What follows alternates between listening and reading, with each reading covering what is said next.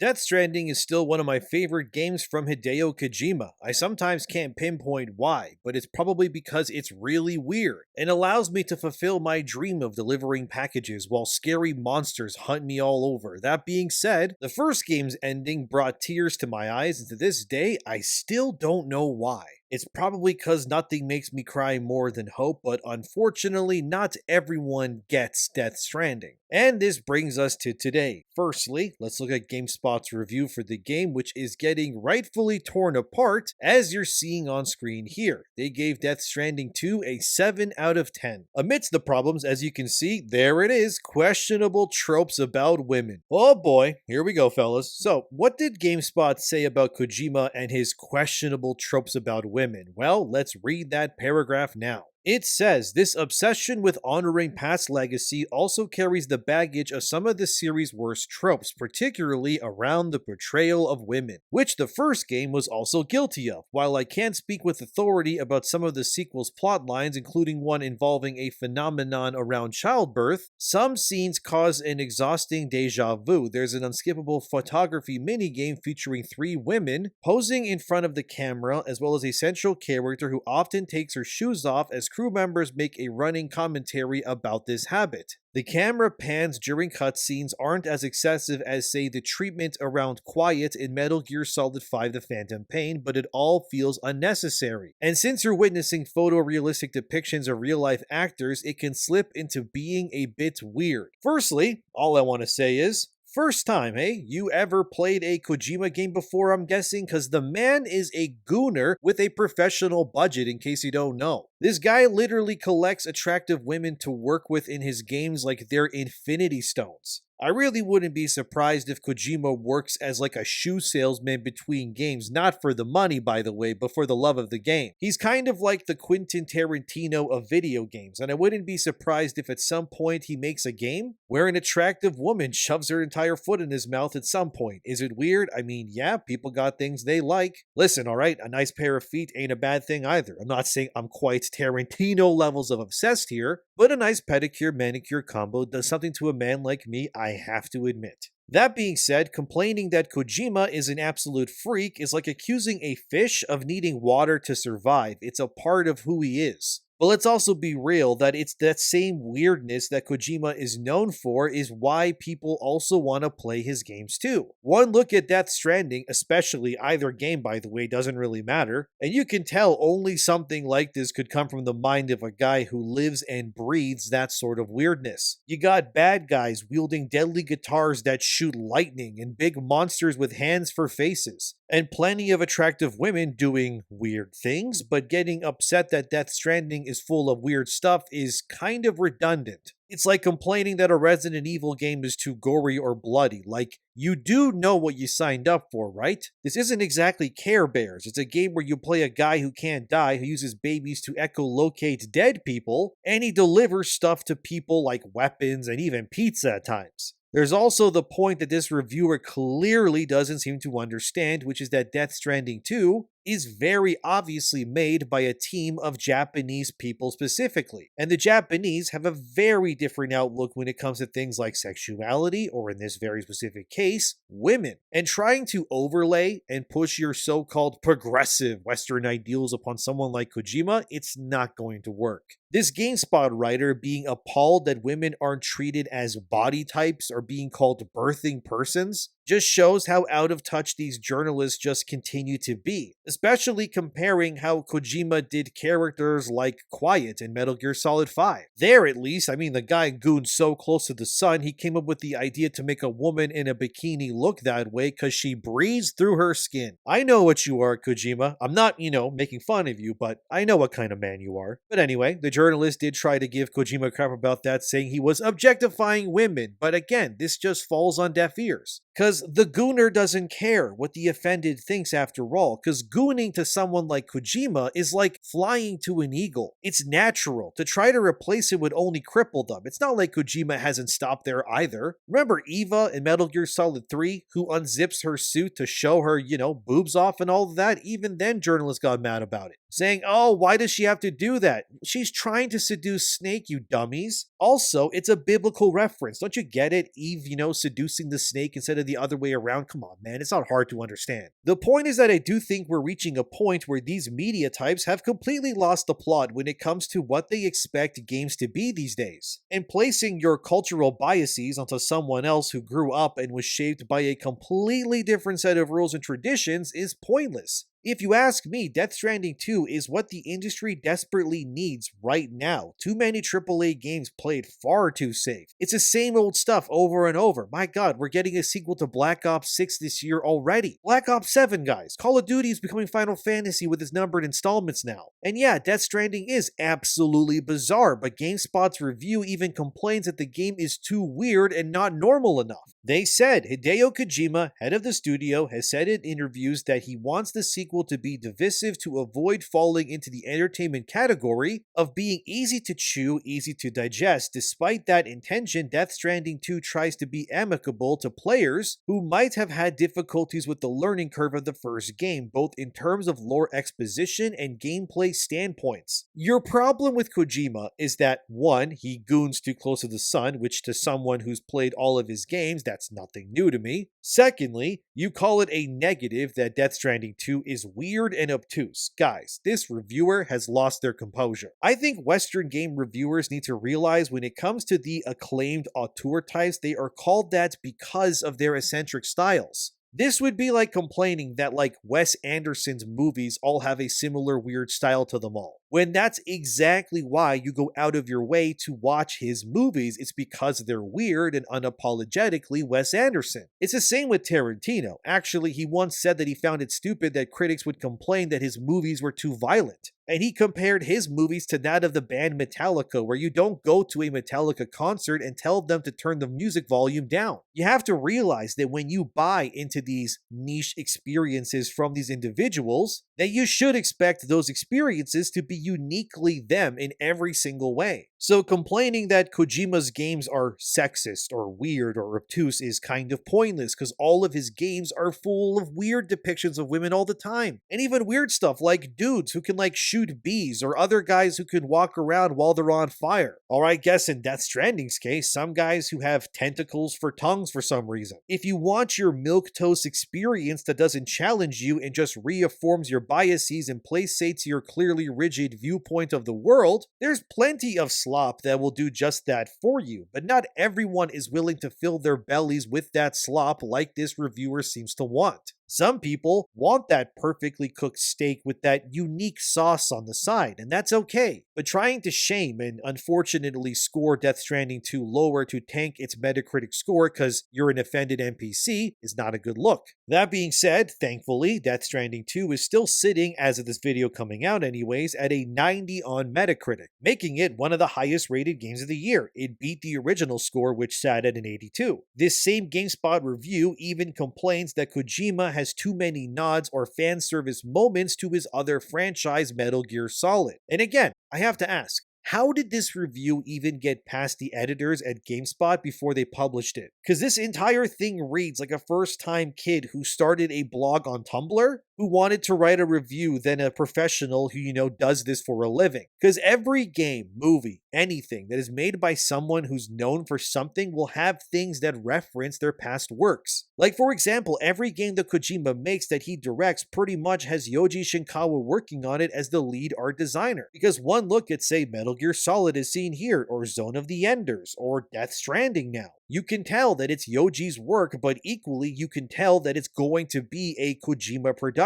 It's like when directors reuse actors that they've worked with a ton in the past. Look at Christopher Nolan and how he always uses the same people. Or Martin Scorsese, or more recently, you can look at Jordan Peele even. These styles and designs are uniquely tied to each of these creators, and for good reason. This GameSpot review, to me, I'm gonna be straight with you guys, I think it should be redone, because the entire thing just reads like parody, or at the very least, just very, very poorly. Because nothing here can really be taken seriously. The score be damned, it's the actual meat of this review that is honestly shameful. It's so clearly written by someone who fundamentally doesn't understand Hideo Kojima as a creator, and it shows. But claiming that Death Stranding 2 is essentially a sexist and misguided disaster that doesn't know what it's trying to say is kind of ridiculous to me, especially when other reviews say the opposite, like this review from IndieWire, where they call Death Stranding 2 the most hopeful blockbuster of the year, and how its story tells players to reach out to others and connect rather than retract and be lonely all the time. And I think this sort of message is very important, especially in today's world, because let's be real, things are kind of wild right now. You know about the war tensions and more. I don't need to repeat that stuff, but you, like me, are likely looking for experiences that don't just keep your head in that,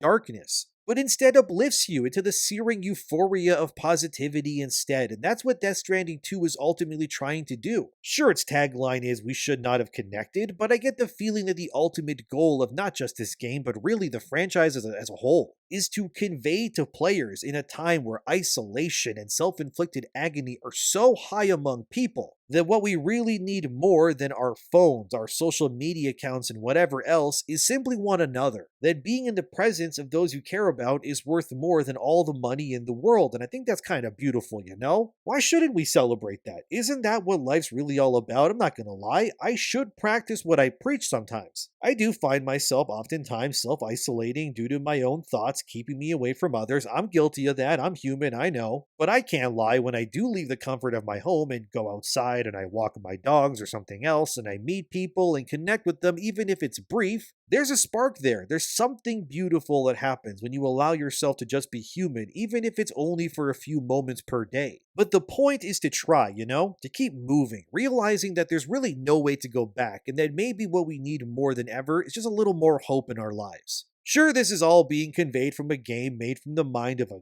gooning Japanese man who likely has enough feet pics in his personal library somewhere to drown a fully grown adult male, but the point still stands. If the first game was about connecting an isolated world amidst a dark, mysterious event, and obviously that was extra poignant given that the first game came out right before the COVID-19 pandemic, like what a time to release such a game, dude. I think what this second game tries to convey is that now that you're connected, you need to embrace those connections in order to feel alive. I noticed in the game's trailers, it shows Sam talking to many different kinds of people, oftentimes basking him in light when he's especially around someone like Lou. That can't be not on purpose in my opinion. Sam is supposed to be us after all, the repressed people, the isolated ones, the loners, the ones who are hermits that stay inside, oftentimes afraid of that human connection, afraid of the rejection and the fear of what's outside, which is why I implore anyone who's watching this and hasn't played the first Death Stranding, you probably should do that. Because if you're like me and you're an introvert or, you have anxiety or depression, which I'm guessing many of you have, I have it too, so don't worry, you're in familiar company here. I just want to say that if you play Death Stranding, man, it's an experience that'll wake you up, I'm telling you. But I think that's what's beautiful about these sorts of games, not the AAA blockbusters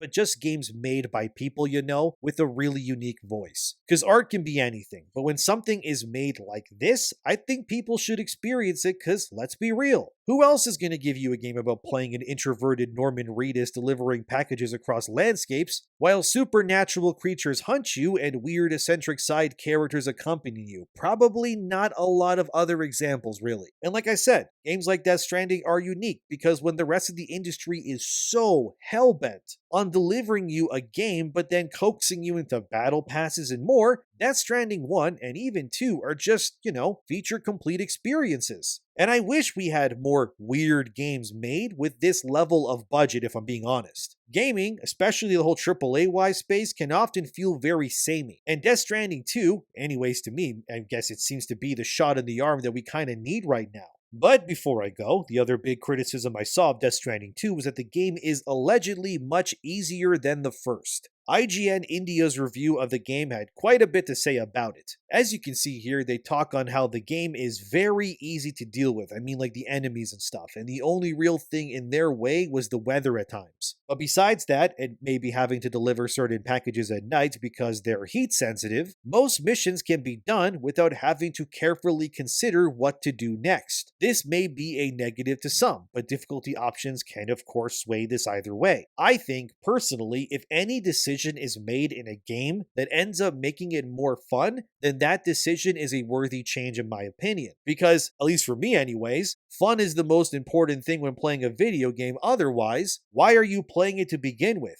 IGN India also says during their verdict, Death Stranding on the beach embodies both the affirmation of artistic freedom and the renunciation of what made its predecessor radical. Sublime in form, ambitious in its purpose, it nevertheless betrays the heart of its gameplay, now emptied of all tension, all risk, all solitude. The gameplay, once harsh but fascinating, is here flattened, oversimplified, betrayed by an overabundance of facilitating tools that appear too quickly and render any traversal trivial. They continue with this. The narrative, always cryptic and strange, struggles to recreate the emotion of Sam and Lou's father-child bond. Despite some inspired bursts of writing, notably in the meta questioning around excessive connection, should we have connected? This single sentence, while it proves the author's intention, is not enough to save a game that, over the course of its hours, gives the impression of seeing a genius characterize himself. It is no longer a question of reinventing, but of replaying almost mechanically yesterday's discoveries, and while the gesture can still impress at times, it also leaves a bitter taste, that of a brilliant creator who, rather than embracing the unknown, is now content to converse with his ghosts. Damn, this IGN India writer has a way with words. Okay, but in all fairness, I haven't beaten Death Stranding 2 yet, obviously. Yeah, I am playing in early access, but so far I think the game is just as weird and captivating as the first. Again, I do think the game is at odds with some reviewers, as I've shown, because when the first one came out, reviewers were complaining that the first game was too obtuse and,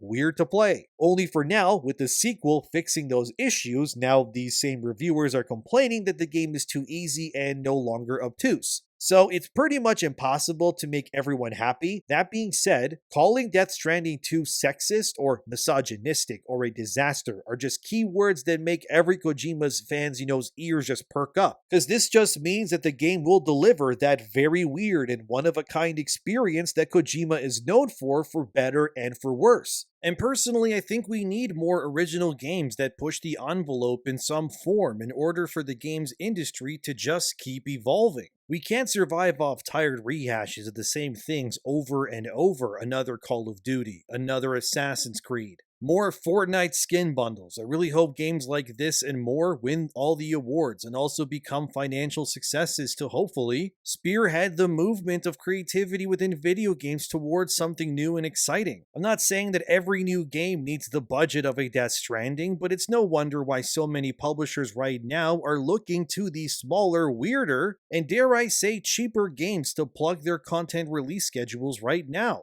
Because games like DS2 take years to make, 6 in fact, since the last one came out. And we can tell already that making games that are cheaper not only usually ends up making games that are usually more fun, but also games that are more memorable and interesting too. I'm thankful for Death Stranding existing. I wish more game creators with their own distinct personalities and styles were also given this level of budget as well. But since that's probably not going to happen anytime soon, at least for now, it's wonderful knowing that I can sit back on my couch, turn on my PS5 Pro, and lose myself in this weird world that could only come from allowing someone as bizarre as Kojima to just run wild. And while they will never be, perfection, because that's pretty much impossible, the try is at least worth it in my opinion. No game is perfect, I know that, and I doubt that DS2 will be any different in that regard. But if you ask me, we need weird games that challenge not only players, but these journalist types who cry and moan when things go out of their comfort zone. So while Death Stranding 2 has ultimately come out to universal acclaim, it's interesting still to see that even after making games for 30 plus years, that Hideo Hideo Kojima still has some seriously weird ideas in his back pocket when he really needs it.